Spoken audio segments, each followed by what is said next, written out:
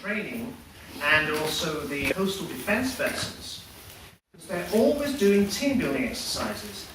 Friday was wonderful. Without any warning, they suddenly decided, 10 o'clock, there's a bus coming, get on the bus, we're going to have a team building exercise.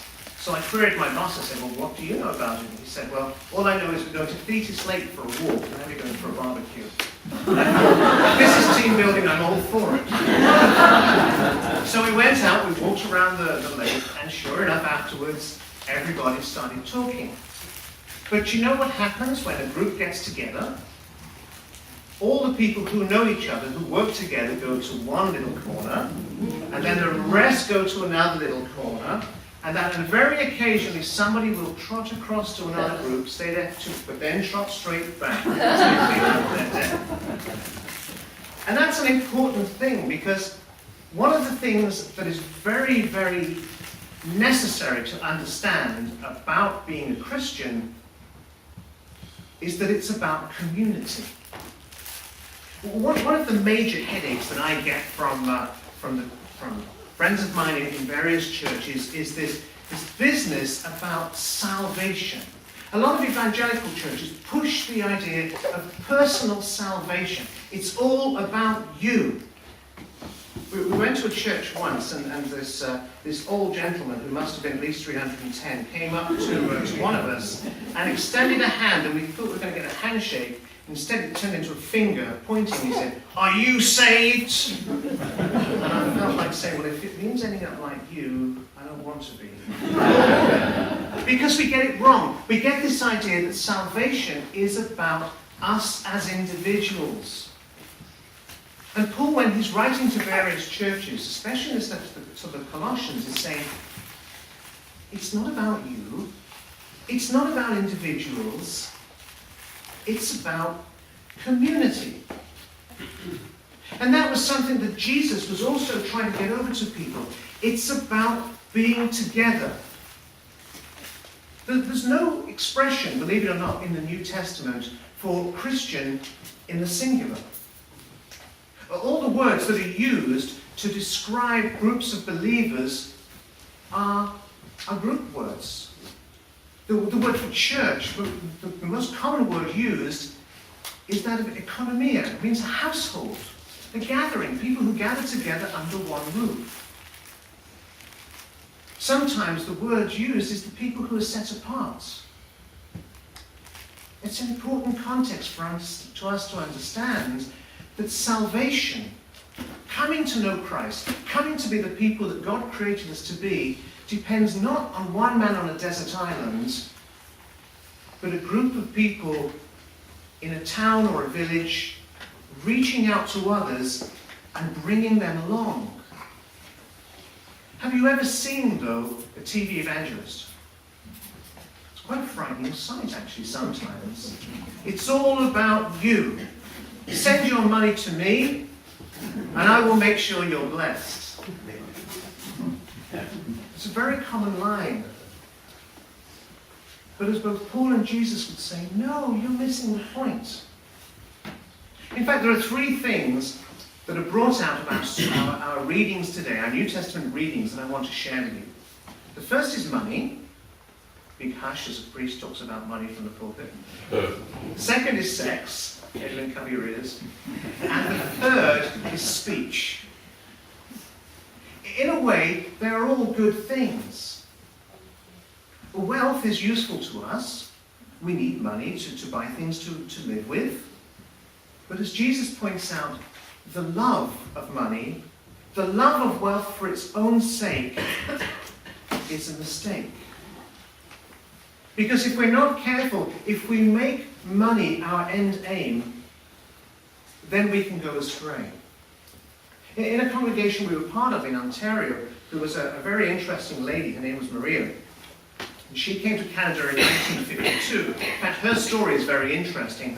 That of her husband, fleeing the Russians from Estonia, arriving in Germany, marrying Maria, and then fleeing the Russians once more as the Russians came through.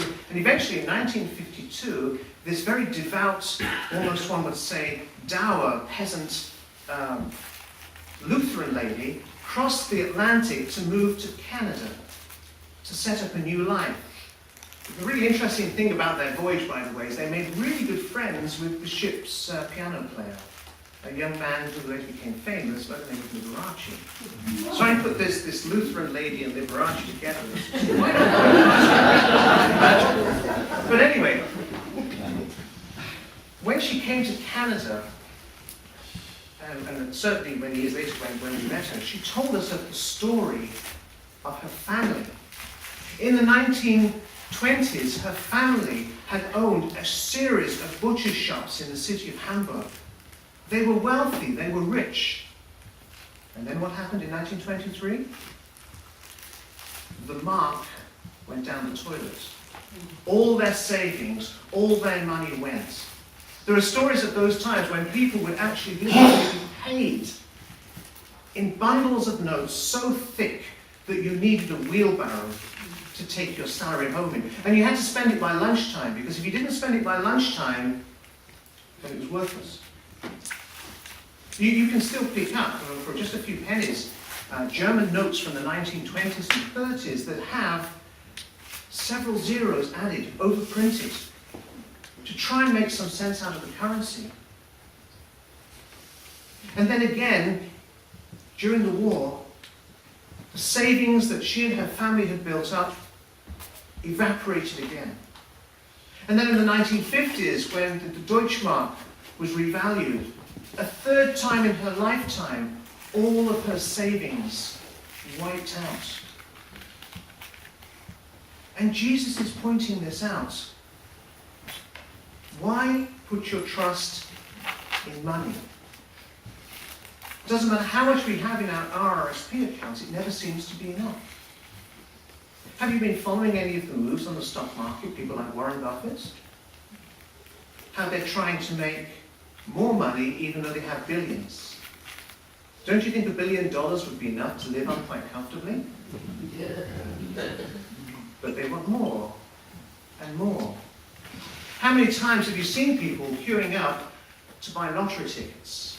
Usually the poorest in the land, using their little pension or their money from welfare to try to make $1 million, or preferably 35 million, whatever the win is this weekend. It's insane. And Jesus points out with this parable that the place you should put your trust is not in a bank account, but in God. Time and time again, I hear of people who have invested their lives in God and they are happy. They may not actually have much, but oddly enough, they're happy. Whereas Warren Buffett and Bill Gates probably aren't. Their life has no meaning. And then Paul brings up these other two things, sex and speech. Both of them, again, good things in themselves.